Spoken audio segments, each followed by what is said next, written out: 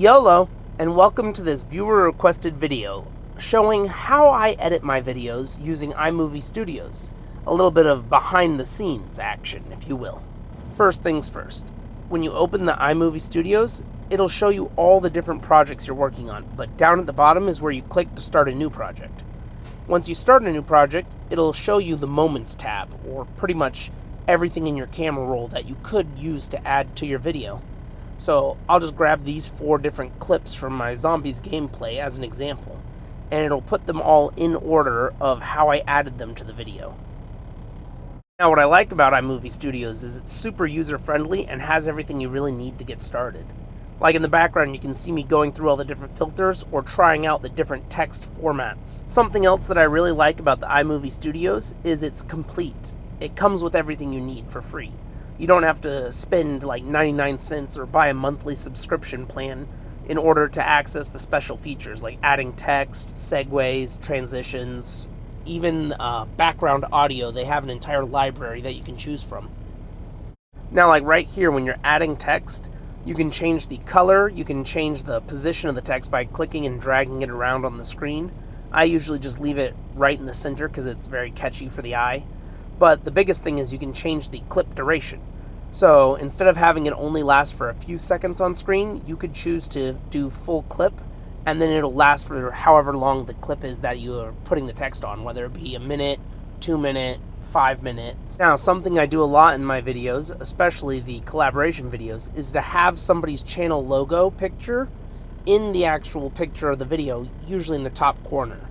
So when you add a photo, you could do it like this, where it'll just put it in between 2 clips, but that's kind of janky and sucks. What I like to do is I like to click photo, then you go to the 3 dots to add more options, and you can do it as a cutaway. So it'll still have the video playing underneath it and any sound, but it'll go and have this overlay over the entire thing. But the biggest thing I like to do is the picture-in-picture method. So where you click it, you hit the 3 little buttons, you hit picture-in-picture, and then it gives you the ability to move it around the screen where you want it at, usually the top corner, and then you could zoom in to the picture or zoom out. So it's really useful for showing graphs, charts, or what I usually do is just put somebody's channel logo when they're talking. That way it helps to differentiate the 2 different voices.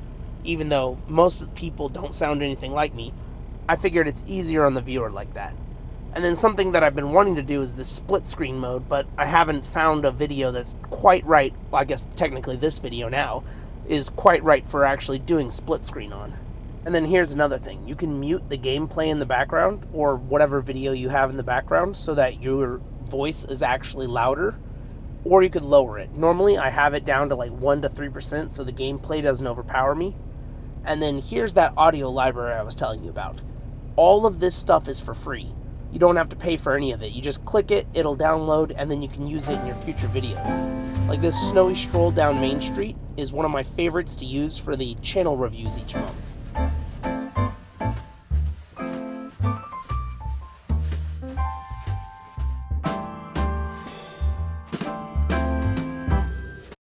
And now there's a feature that I really like, which is you have basically 2 options for adding in your own vocals. You could either go to this tab over here and click voiceover and record like I am doing currently for this video, or you could go to the files section.